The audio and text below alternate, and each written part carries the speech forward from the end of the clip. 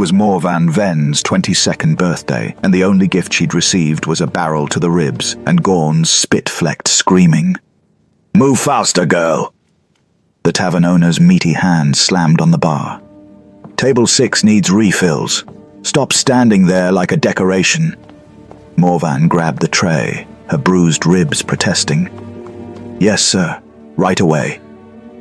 She wasn't standing. She was barely breathing. Greyfall Outpost Tavern was a nightmare dressed in torchlight and ale. For anyone else, it was just rowdy. For Morvan, it was suffocation. Because Morvan Ven had a secret she'd spent her entire life hiding.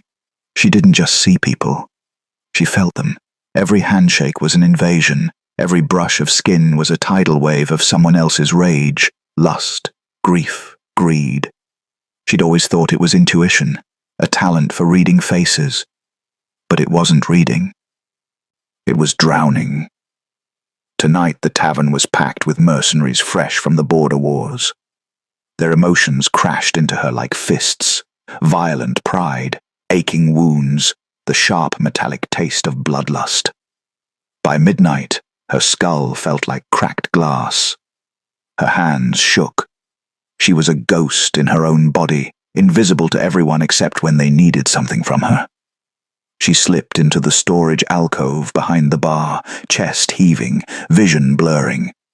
Her eyes landed on a bottle of ember wine tucked behind the cheap ale. The expensive kind. The kind that burned. "Happy birthday to me," she whispered, voice cracking. She didn't bother with a glass. She tipped the bottle back and drank. The fire scorched down her throat, and for the first time in hours, silence. The storm of emotions dulled to a distant hum. The weight lifted. She could finally breathe. She drank again and again. The world tilted pleasantly. The sharp edges softened. The voices quieted. She stumbled out from behind the bar, meaning to collapse in her tiny room upstairs. But something stopped her. A pull. Cold. Heavy. Gravitational.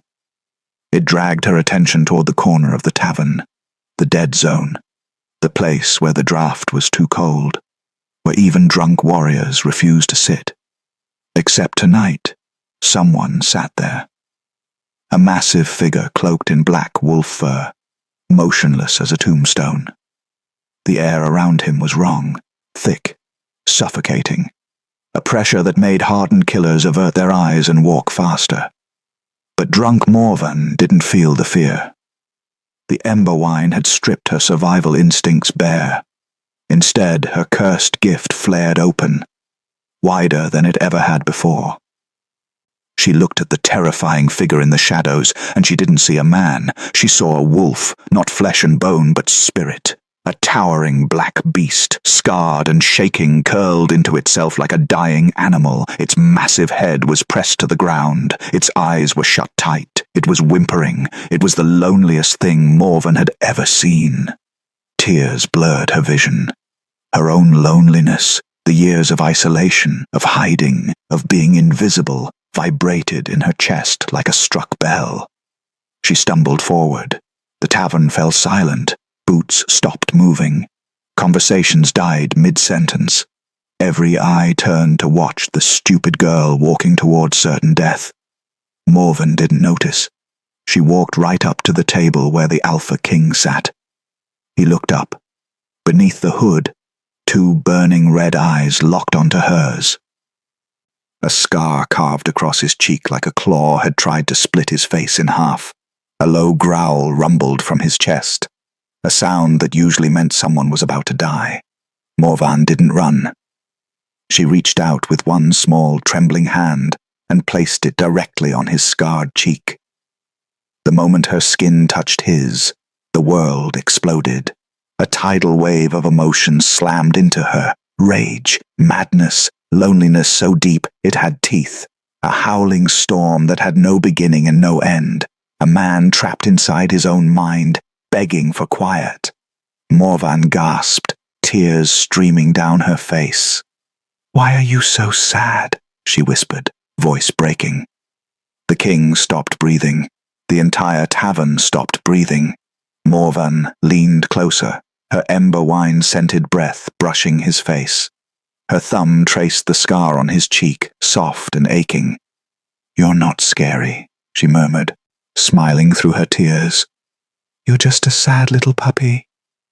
She tapped his scarred cheek lightly, affectionately. "Careful, puppy," she whispered. "Growl at me like that again, and you might start wagging your tail." Silence. Absolute, impossible silence. Caden Wolfscar inhaled sharply, like a drowning man breaking the surface. His eyes burned into hers, wide and wild. And then something inside him snapped. Not with violence, but with recognition, with need. His hand shot up and caught her wrist, not roughly, but desperately, like she was the only thing keeping him from falling off the edge of the world. He pulled her closer, his voice a low, shaking rumble against her ear. "Say it again." Morvan blinked, her drunk mind struggling to catch up. The entire tavern held its breath. She thought he wanted another flirt, another tease, so she leaned in softer this time, almost tender. "Puppy." Caden Wolfscar exhaled like the word was a prayer. And that was the beginning of everything. For him, for her, for the entire northern kingdom.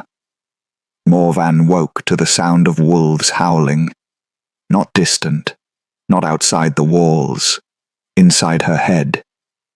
She jolted upright, immediately regretting it. Her skull felt like it had been split open and stuffed with broken glass. Her mouth tasted like ash and regret. "Oh, gods," she groaned, pressing her palms against her temples. "What did I—" The memories hit her like a fist. The tavern, the ember wine, the king, her hand on his face. "Puppy." "No. No, no, no, no." She scrambled out of bed, her thin blanket tangling around her legs. Her tiny attic room was barely large enough for a cot and a cracked wash basin, but right now it felt like a cage. She stumbled to the single grimy window and looked out, and her heart stopped. The entire outpost was surrounded. Black-armored soldiers on horseback formed a perfect ring around Greyfall Outpost. Their cloaks were wolf fur. Their armor was iron and darkness. The Night Guard, the Alpha King's personal executioners. "Oh gods. Oh gods. I'm dead." Morvan's hands shook as she splashed freezing water on her face, trying to think. Maybe she could run. Maybe she could steal a horse. Maybe she could— The door to her room exploded inward. Morvan screamed, stumbling backward. 2 Night Guard soldiers stepped inside, their faces hidden behind wolf-shaped helms. One of them spoke, voice flat and emotionless. "Morvan Venn, you are summoned by the Alpha King. Come willingly or be carried." Her mouth went dry. I didn't mean— It was a mistake. Now." They didn't wait for her answer. One soldier grabbed her arm, not gently, and dragged her toward the door. Morvan's bare feet scraped against the wooden floor as she tried to resist, panic clawing up her throat. "Please, I was drunk. I didn't know who he was." The soldiers didn't respond. They hauled her down the narrow stairs, through the tavern, where every worker and patron stared at her with a mixture of pity and horror, and out into the cold morning air. A black carriage waited outside, flanked by mounted Night Guard. The door hung open like a mouth. "Get in." Morvan's knees buckled. "Please." The soldier shoved her inside. The door slammed shut, and the carriage began to move. Before we continue, please support us and hit the subscribe button and like. It motivates us to create more powerful stories. Now let's back dive in. The silent ride to the palace. Morvan sat frozen on the leather bench, her hands clenched in her lap, her breath coming in short gasps. This was it. She was going to die. She'd insulted the most dangerous man in the north. She'd touched him. She'd called him puppy. "I'm an idiot," she whispered. "I'm a dead idiot." The carriage jolted over uneven ground, and Morven's stomach lurched. She tried to focus on breathing, tried to stop the tears burning behind her eyes. But all she could think about was the moment she'd touched his face, the emotions she'd felt. She'd expected rage, violence, bloodlust, but instead, she'd felt agony. A loneliness so crushing it had almost knocked her unconscious. A mind screaming for silence. A man trapped inside a beast, begging for someone, anyone, to see him. And for one brief, drunken moment, Morvan had seen him. She'd felt him, and he'd felt her too. The carriage stopped. Morvan's heart hammered against her ribs. The door opened. Out! She stumbled into blinding sunlight. When her vision adjusted, she realized where she was.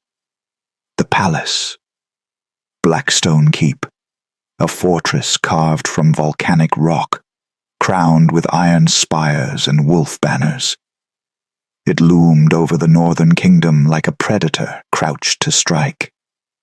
And somewhere inside, the Alpha King was waiting. The great hall. They dragged her through corridors of black stone and cold torchlight. Morvan's bare feet slapped against freezing marble.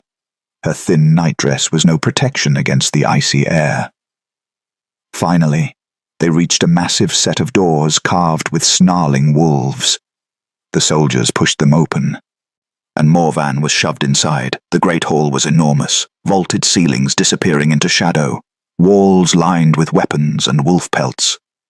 At the far end, on a throne of blackened iron, sat him, Caden Wolfscar, the Alpha King. In the daylight, he was even more terrifying. Massive, broad-shouldered. His black hair was wild, his jaw sharp enough to cut stone. The scar across his cheek looked like it had been carved by claws, thick, jagged, brutal. But his eyes, they were locked on her like she was the only thing in the room. Red, burning, hungry. Morven's knees shook. The soldiers released her and stepped back, leaving her alone in the center of the hall. Silence stretched. Caden didn't move, didn't speak. He just stared. Morven swallowed hard, forcing her voice to work. Your Majesty, I apologize for last night. I was drunk. I didn't know. Come here. His voice was a low growl, rough as gravel. Morvan froze. What? Come here. It wasn't a request. Her legs moved before her mind could protest. She walked forward, each step echoing in the vast silence, until she stood at the base of the throne.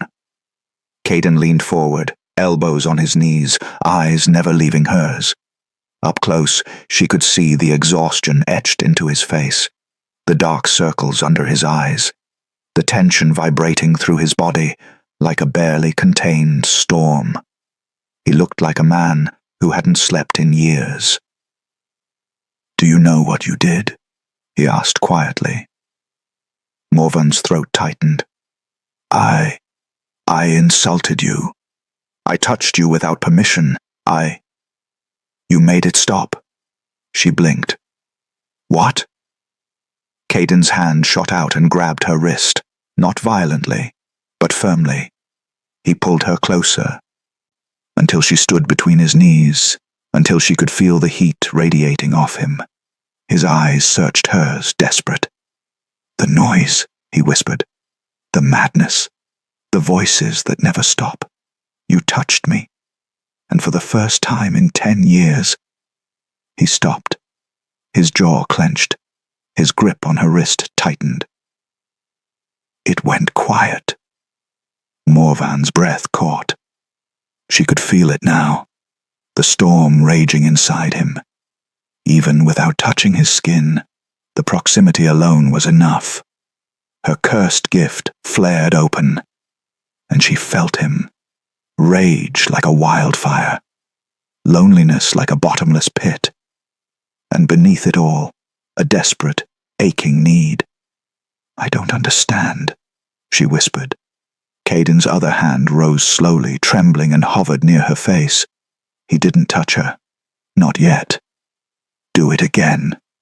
Morven's heart pounded. "Do what?" "Touch me." She stared at him, terrified and confused.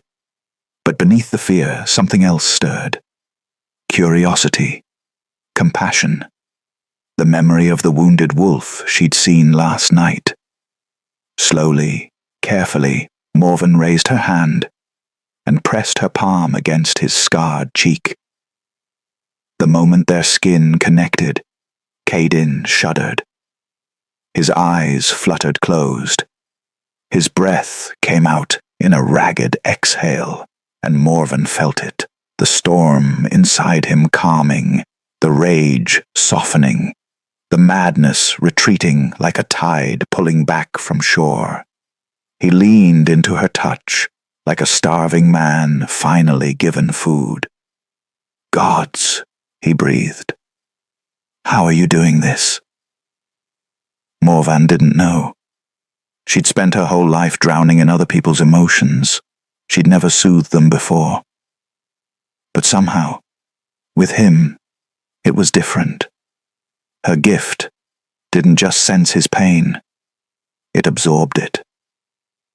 Caden's eyes opened. And for the first time, they weren't burning with madness. They were clear, human, vulnerable. "What's your name?" he asked softly. "Morven. Morven Ven." "Morven." He repeated it like he was memorizing the shape of it. "You will stay here." Her stomach dropped. "What?" "In the palace. You will stay with me." I can't." "You will." His voice hardened, but his hand remained gentle where it still held her wrist. "I am not asking." Panic flared in Morvan's chest. "You can't just keep me here. I am the Alpha King." His eyes burned into hers. "I can do whatever I want." Morvan jerked her hand back, and the moment her touch left his face, Caden flinched. The madness rushed back in. She saw it in his eyes, felt it in the air. The calm shattered. He stood abruptly, towering over her. "Don't," he growled. "Don't take it away." "I'm not. This isn't. Please." The word was raw, desperate. Morven stared up at him, her mind reeling. This was the Alpha King, the untamed king of the North, the man who'd ripped apart armies with his bare hands, and he was begging. Before she could respond, Caden reached out and cupped her face with both hands, gentle, reverent, terrified she'd vanish. "Stay," he whispered. "Just stay." Morven's breath hitched. She should run. She should fight. She should scream, but all she could feel was the hurricane of pain inside him, and the terrifying realization that she was the only thing keeping him from drowning. "Okay," she whispered. Caden exhaled, relief flooding his expression, and Morvan Ven realized with sinking certainty. She wasn't a guest. She was a lifeline, and he would never let her go. Morvan was given a room, not a cell, not a servant's quarters, a suite, silk curtains, a bed large enough for 4 people, a balcony overlooking snow-capped mountains. It was more luxury than she'd seen in her entire life. It was also a cage. 2 night guards stood outside her door at all times. When she tried to leave, they stepped in front of her. "The king requests you remain in your chambers until he summons you." "So I'm a prisoner." The guard's expression didn't change. "You are a guest." Morven slammed the door in his face. She paced the room like a trapped animal, her mind racing. This was insane. She was nobody. a tavern girl with a curse she didn't understand. And now the most dangerous man in the kingdom refused to let her leave because her touch made him feel better? A knock interrupted her spiraling thoughts. The door opened before she could respond. Kaiden stepped inside. Morvan's breath caught. He'd changed from his throne room armor into simpler clothes, a black tunic, leather pants. But he was no less intimidating. He filled the doorway like a storm. "We need to talk," he said. "You think?" Morvan crossed her arms. "You can't just kidnap people because they make you feel good." "I didn't kidnap you. I offered you protection." "You didn't offer anything. You commanded." Kaiden's jaw tightened. He stepped inside and closed the door behind him. "Do you know what the Alpha Curse is?" Morvan blinked at the sudden shift. "I've heard stories." "Then you know it drives us mad." He moved closer, and Morvan fought the urge to step back. Every Alpha King inherits it. The power to transform, to lead, to conquer. But the curse comes with it. Voices, rage, madness that grows worse every year. His hand rose to the scar on his cheek. Most kings last 10 years before they lose themselves completely. I've lasted 12, barely. Morvan's anger faltered. "I don't understand what that has to do with me." "You silence it." His eyes locked on hers, intense. "When you touch me, the voices stop. The rage dulls. I can think again." "That's not possible. I don't have magic." "Then what are you?" Morvan's mouth opened, then closed. She didn't know. She'd never known. Kaiden took another step closer. They were inches apart now.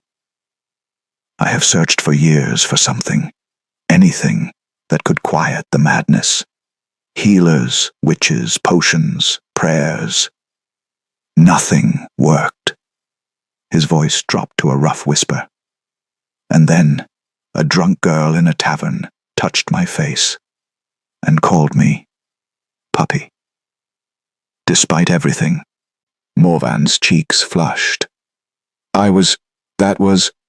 Don't apologize." His hand rose slowly, giving her time to pull away. When she didn't, he cupped her cheek, exactly as she'd done to him. The moment his skin touched hers, Morvan felt it, the storm inside him calming, the madness retreating, and something else, something warm and desperate and aching. "Please," Kaiden whispered. "I know I have no right to ask, but I am begging you, stay, help me. I will give you anything you want. Money, land, protection. I want to go home." Pain flashed across his face. His hand dropped. "I can't let you do that." "Why not?" "Because without you—" He stopped, his jaw working. "Without you, I'll lose control.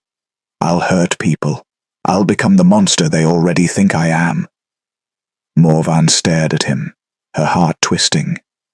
This was the Alpha King. Feared. Powerful. Untouchable.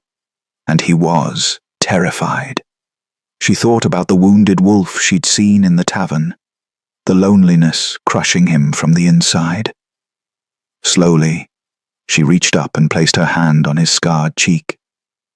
Kaiden's eyes closed. His shoulders sagged. "1 week," Morvan said quietly.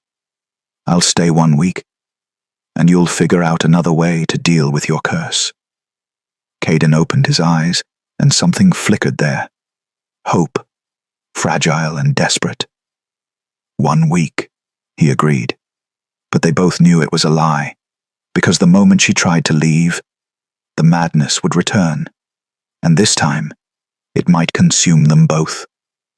3 days passed in a strange, suffocating routine. Kaiden summoned her every few hours. She would sit with him while he handled court business, her hand in his, her presence quieting the storm. He never demanded more than her touch, never forced her closer than she allowed, but his eyes followed her constantly, like she was air, and he was drowning. The palace whispered, "She tames him. She controls the beast. What kind of witch is she?" Morvan heard the servants gossiping, saw the nobles watching her with suspicion and fear. She was an outsider wearing borrowed silk, sitting beside a king who couldn't let her go. And then came the invitation. "You're taking me to a ball?" Morvan stared at the dress laid out on her bed, midnight blue silk with silver embroidery, far too beautiful for someone like her. Kaiden stood in her doorway, arms crossed. "The Frost Moon Ball. It's tradition. I'm required to attend. So leave me here." "No." Morvan spun to face him. "I don't belong at a royal ball. I'm a tavern girl. They'll eat me alive." "They won't touch you." His voice was granite. "Not while you're under my protection." "Why do you need me there?" His jaw tightened. "Because if you're not with me—" He stopped, frustration flickering across his face. "I can barely make it through an hour without your presence, before the madness returns. A ball lasts all night." Morvan's chest tightened. She wanted to argue, wanted to refuse. But she saw the truth in his eyes. He needed her. "Fine," she whispered. "But I'm not dancing." Kaiden's mouth curved, almost a smile. "We'll see." The Wolves' Court. The ballroom was a cathedral of ice and darkness. Chandeliers dripped with crystals, nobles dressed in furs and jewels moved like predators in a beautiful, deadly dance, and every single eye turned when Morvan entered on Kaiden's arm. The whispers started immediately. "That's her. The nobody who tamed him. She's using dark magic. She must be." Morvan's fingers tightened on Kaiden's arm. He glanced down at her, his expression softening slightly. "Breathe," he murmured. "You're safe." But she wasn't. She could feel it, the hostility rolling off the nobles in waves. Her gift screamed at her to run. A woman approached, gliding through the crowd like a viper in silk. She was beautiful. Sharp cheekbones, dark hair, cruel eyes. Lady Mirael, Kaiden's chief advisor. "Your Majesty." Mirael curtsied elegantly, her gaze sliding to Morvan with thinly veiled contempt. "And this must be your companion." "Morvan Ven," Kaiden said flatly. "Treat her with respect." Mirael's smile was poison. "Of course. How charming that you found someone to keep you company." The insult was barely hidden.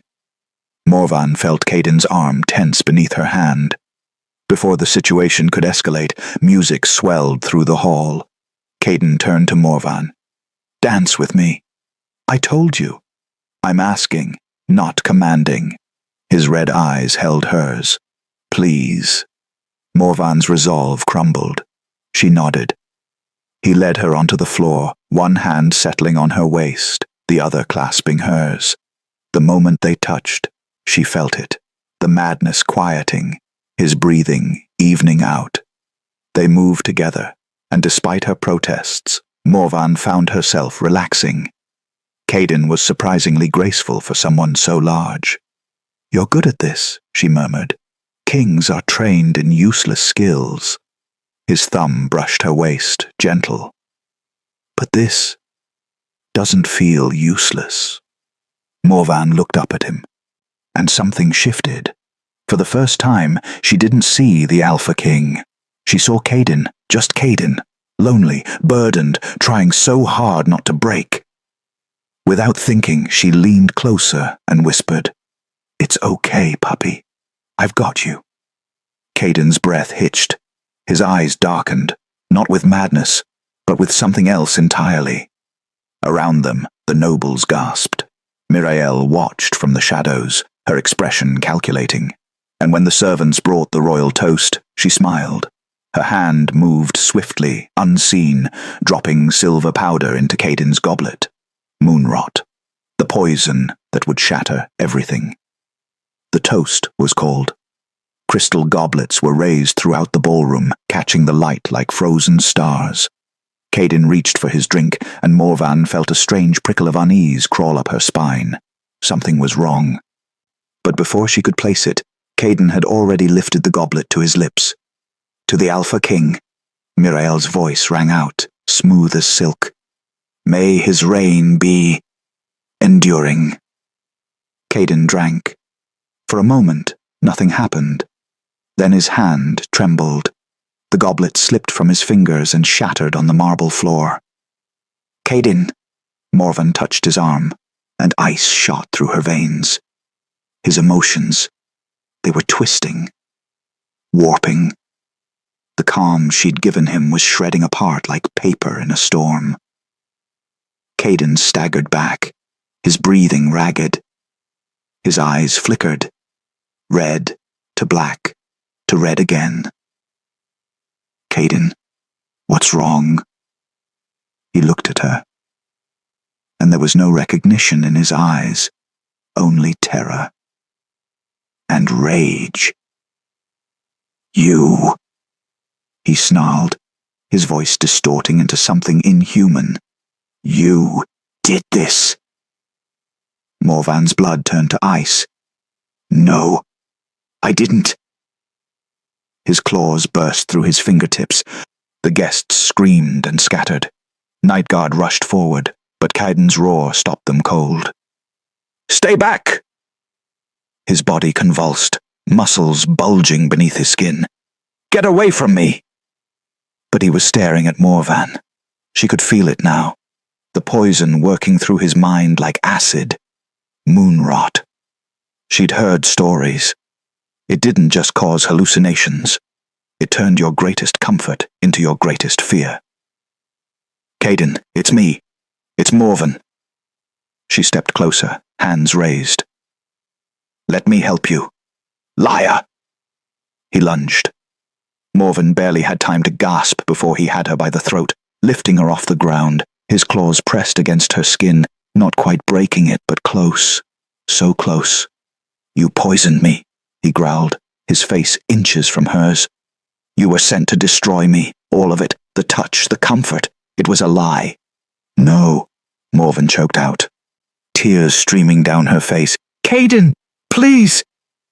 She pressed her hand against his face, desperate to reach him. For one heartbreaking second, clarity flickered in his eyes. Morvan, he whispered, confused, terrified. I can't. I don't. Then the moonrot surged again. His grip tightened. Morvan saw her death in his eyes.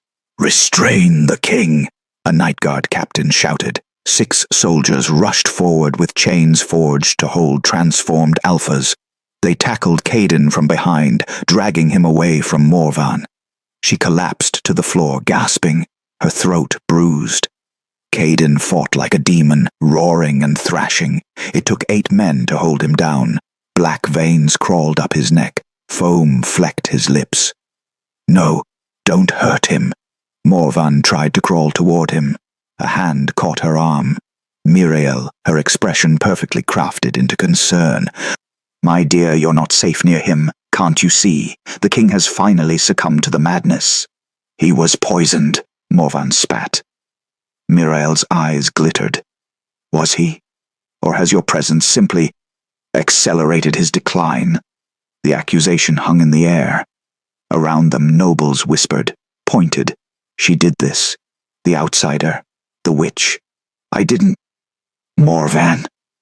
Caden's voice ripped through the chaos, even restrained, even poisoned. His eyes found hers. Run, please. I can't. I don't know how long. His body convulsed again. His eyes bled to full black, and the last thread of his control snapped. Remove her from the palace. Caden's voice was barely human now. Banish her. Send her away before I... He couldn't finish. Another roar tore from his throat. "You heard the king's command," Mirael said smoothly. "Take her away. For her own protection." "No, wait!" Morven struggled as guards grabbed her arms. "Caden, I can help you. I can fix this." But he wasn't looking at her anymore. His eyes were wild, unfocused, lost. The guards dragged her backward toward the ballroom doors. "Caden!" Morven screamed his name, her voice breaking. "Please, don't do this." But he was already gone, lost in the poison, lost in the madness. And the only person who could save him was being thrown out of the palace. The last thing Morven saw before the doors slammed shut was Caden collapsing to his knees, chains wrapped around his body, his mouth open in a silent howl of agony. Then she was pulled into the cold night air. A horse was brought, her few belongings thrown into a bag. "Go," the guard captain said, not unkindly. "Before he breaks free, if he finds you again in this state, he'll kill you." "He needs me. He banished you. Don't make this harder." Morven looked back at the palace, at the place where the broken king was losing himself completely. And she realized the horrible truth. Without her, Caden would fall. But if she stayed, he would destroy her. So she turned her horse toward the mountains and fled into the darkness. Alone. Morven rode until her horse collapsed from exhaustion. Then she walked. The northern mountains were merciless, jagged peaks, biting wind, snow that cut like glass. She had no food, no proper clothing. Just the ball gown she'd worn and a cloak someone had thrown at her. She should have died that first night. But something kept her moving, the memory of Caden's face, the way he'd looked at her before the poison took him. "I can't lose control. Please, run." He'd banished her to save her, and now he was suffering alone. On the third day, Morvan stumbled into a hidden valley. Smoke rose from a cluster of stone cottages built into the mountainside. She collapsed at the entrance, her vision blurring. When she woke, she was inside, warm, wrapped in furs. An old woman sat beside her, stirring a pot over the fire. Her eyes were milky white, blind, but somehow seeing everything. "You're awake," the woman said. "Good. I was beginning to think you'd chosen death." Morvan's throat was raw. "Where am I?" "The refuge, where the forgotten come to hide."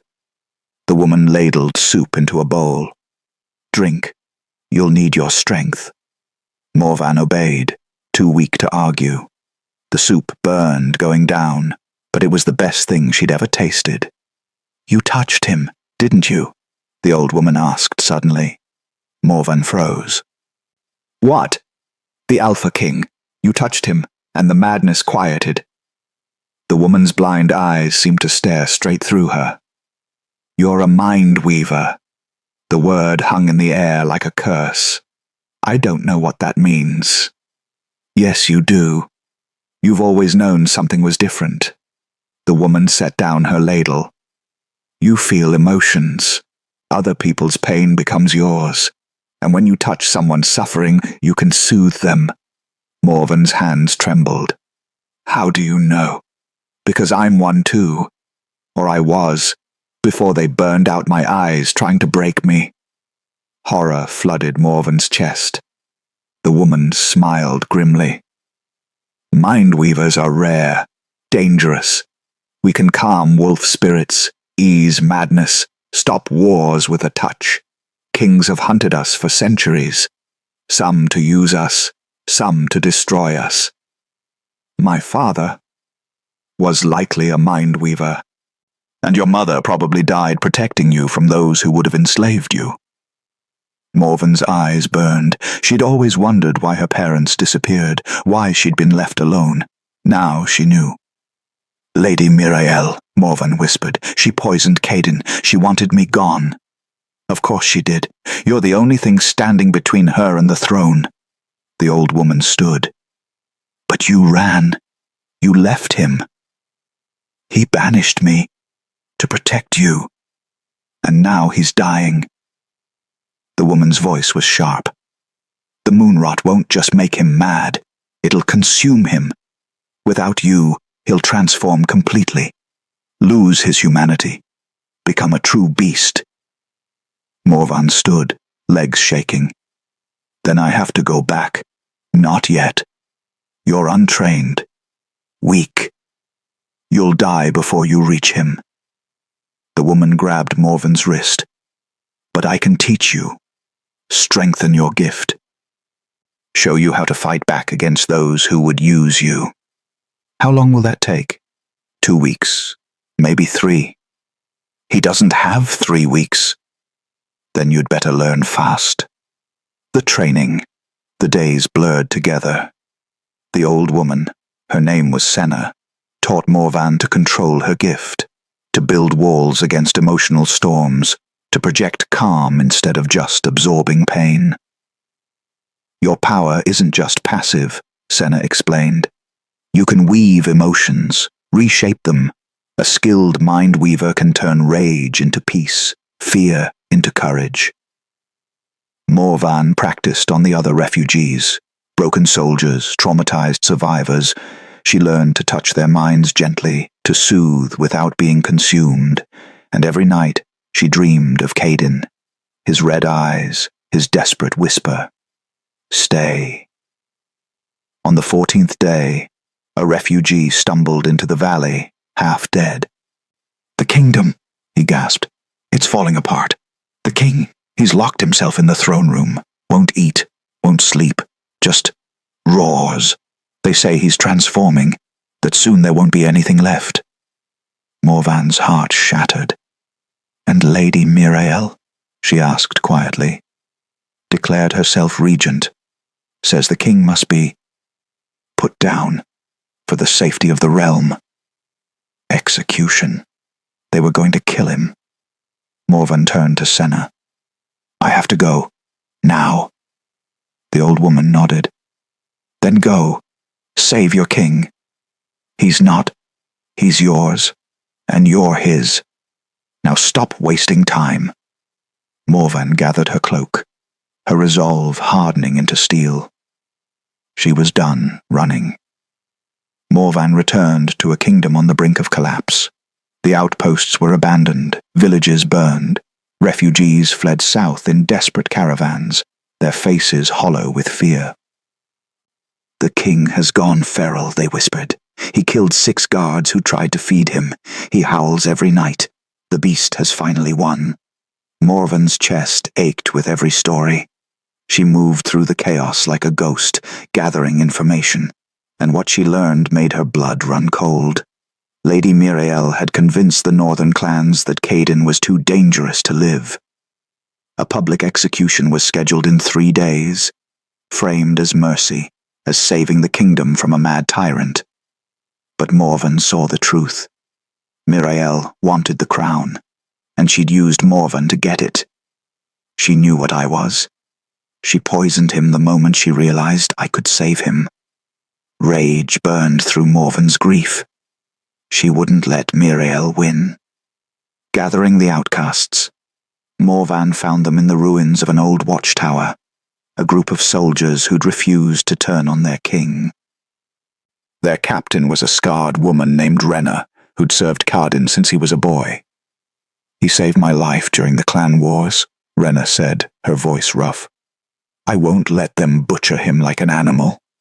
Then help me stop them, Morvan said. Renna studied her. You're the girl, the one who tamed him. I didn't tame him, I just helped him breathe. Can you do it again? Morvan's jaw set.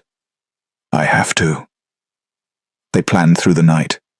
Renna had 12 loyal soldiers, not enough to storm the palace, but enough to cause a distraction. Mirael has him chained in the execution courtyard, Renna explained, pointing to a rough map. She wants the whole kingdom to watch, proof that she's the savior who ended the Mad King's reign. How close can you get me? Close enough. But once you're inside, Rena's expression darkened. He won't recognize you. The Moonrots had weeks to work. He's more beast than man now. I know. He might kill you. I know that too. Rena gripped Morven's shoulder. You're braver than most soldiers I've known. Morven wasn't brave. She was terrified. But she'd rather die trying than live, knowing she'd abandoned him. The night before execution, they moved under cover of darkness. Morvan wore stolen guard armor, her face hidden beneath a helm. Rena's soldiers created chaos at the northern gate, fires, shouting, enough distraction to pull Mirel's forces away from the palace. Morvan slipped through a servant's entrance, her heart hammering. The palace felt wrong, empty, haunted. She could feel him. Even from a distance, Caden's emotions were a hurricane, rage, pain, loneliness so vast it threatened to swallow her whole. She followed the pull like a compass. The execution courtyard was an amphitheater carved from black stone. Torches ringed the space, and in the center, chained to a platform with iron blessed by dark magic. Caden. Morvan's breath caught. He was barely recognizable. His body was half transformed, claws fully extended, black veins crawling across his skin, eyes pure feral black. His hair was wild. His clothes were torn. Blood stained the platform beneath him. He looked like something out of a nightmare. But Morven saw past the monster. She saw the broken wolf, curled up in agony.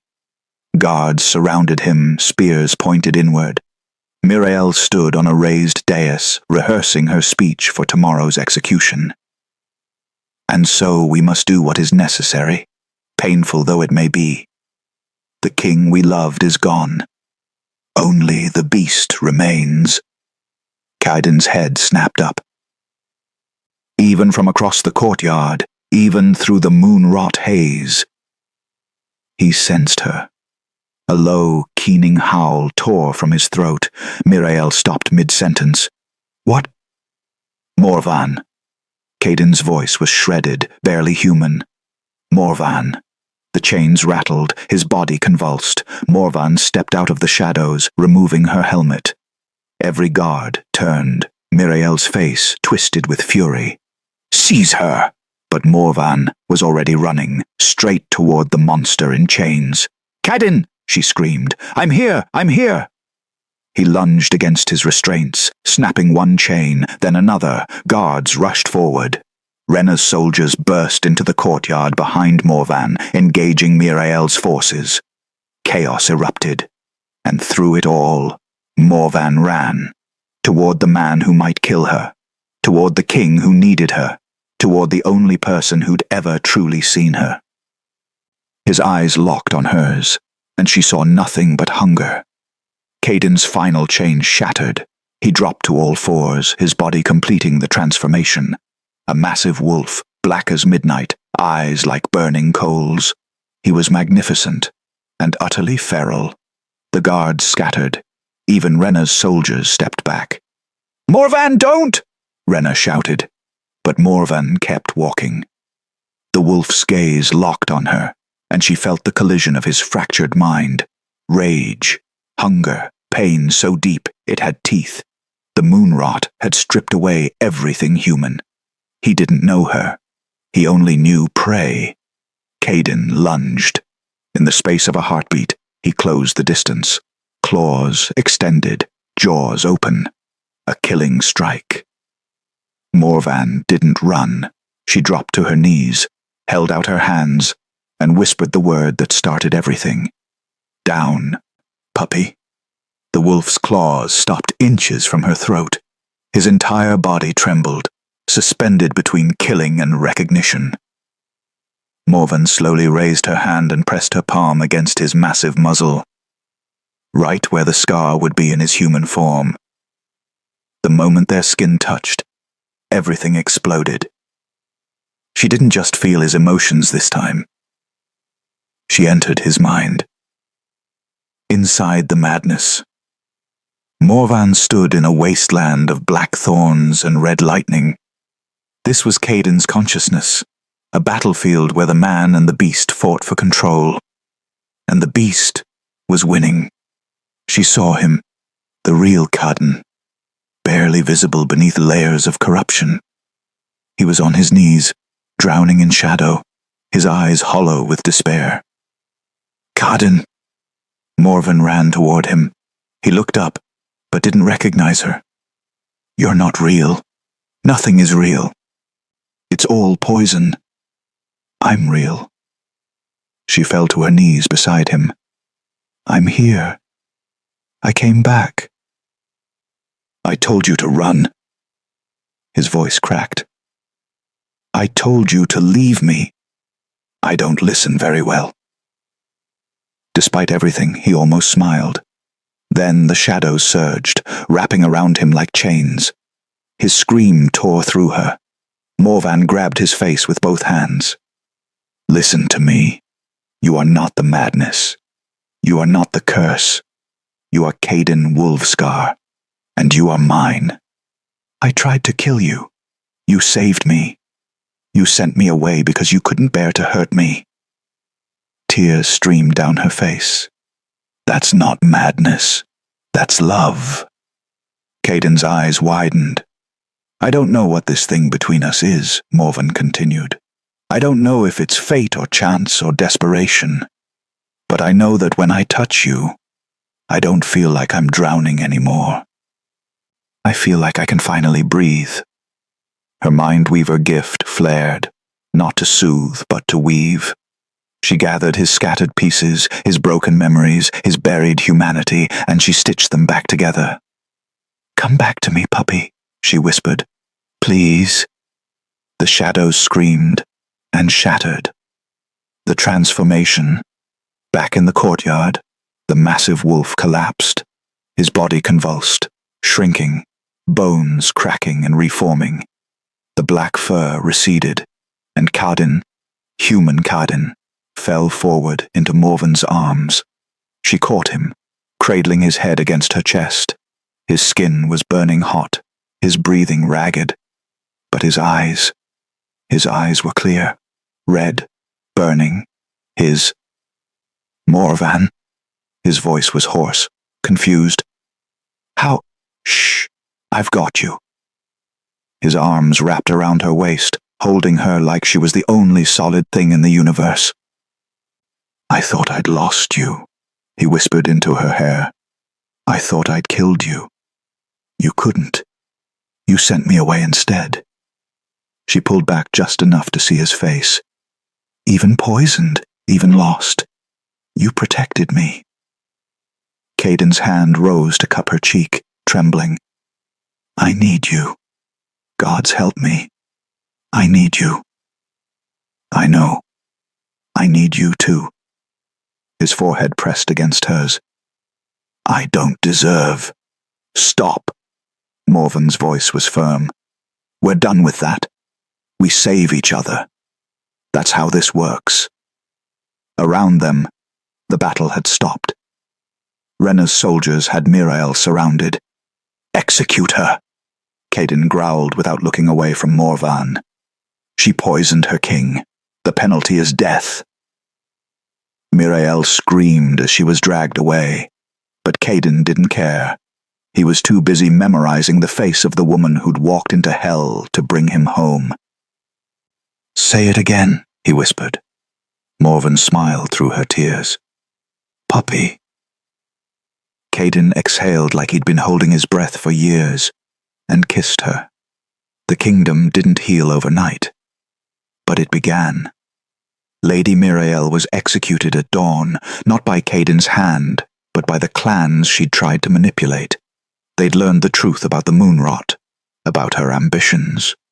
The Northern Lords didn't tolerate traitors.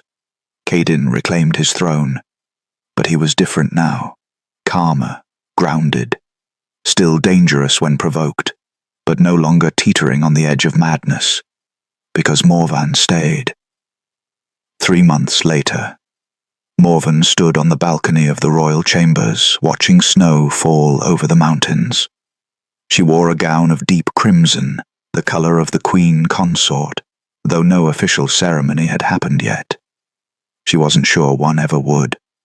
She and Caden existed in a space beyond titles, beyond politics. They simply were.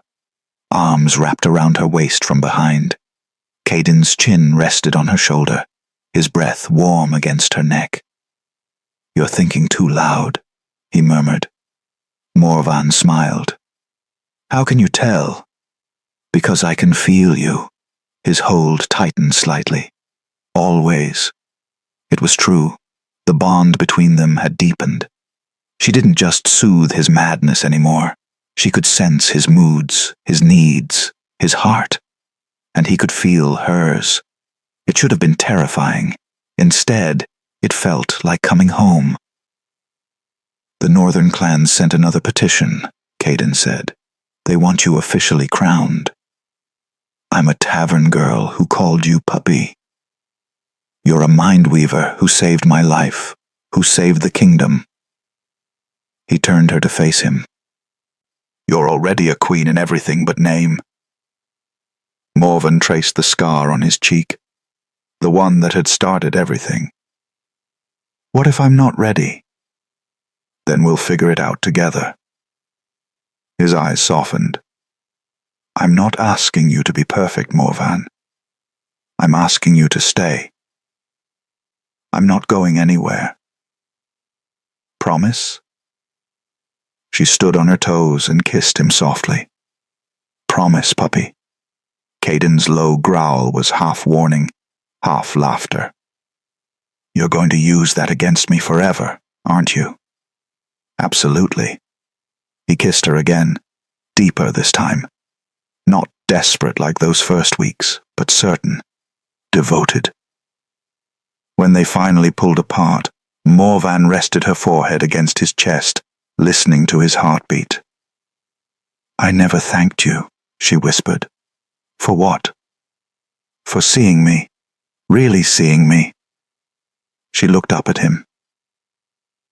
"I spent my whole life drowning in other people's emotions, feeling like I was too much, too broken, too strange, but you—" Her voice caught.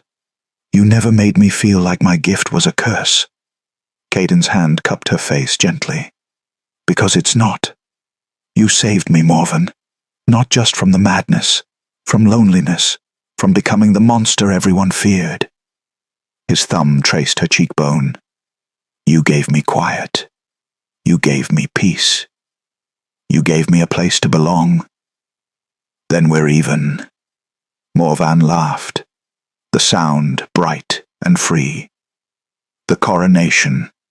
The ceremony happened on the first day of spring. The great hall was packed with northern lords, clan leaders, and common folk who'd traveled for days to witness history. The girl who'd tamed the Alpha King. Morvan wore a gown of silver and white, her hair woven with winter flowers. She looked ethereal. Untouchable, but when Caden placed the crown on her head, a circlet of iron and moonstone, his hands trembled slightly. "You're sure?" he whispered, so only she could hear. Morvan met his burning gaze and smiled. "I'm sure." The hall erupted in cheers, but all Morvan heard was Caden's exhale of relief. That night they escaped the celebrations early, retreating to the royal chambers. Caden poured wine with shaking hands, nervous in a way he hadn't been even during battle. "You're my queen now," he said quietly. "Officially. Does that change anything?" "No. Yes." He set down the goblet. "Everything." He crossed to her, dropping to one knee. Morvan's breath caught. "I'm not good with words," Caden said, looking up at her. "I'm better with violence than poetry. But you—" His voice roughened. "You took a broken, mad king and made him want to be better, made him believe he could be." He took her hands in his. "I will burn kingdoms for you. I will tear apart anyone who threatens you. I will spend every day of my life making sure you never regret choosing me." Tears spilled down Morvan's cheeks. "Caden." "Say it again," he whispered. "Please." She knelt with him, cupping his scarred face in both hands. "Down, puppy," she murmured. "You're mine, and I'm yours, forever." Caden kissed her like she was air and he was drowning. And in that moment, the merchant's daughter and the mad king became, simply, two broken people who'd found each other in the darkness and chosen to stay. Epilogue. The stories would call it legend. The flirt who tamed the beast. The king who knelt for one girl. The word puppy that changed the fate of the North. But Morvan and Caden knew the truth. She hadn't tamed him. She'd just loved him enough to help him tame himself. And that made all the difference. If you enjoyed this story of moonlit love and second chances, let me know in the comments. Your voice decides what tale I tell next. Don't forget to subscribe for more romance that defies kingdoms.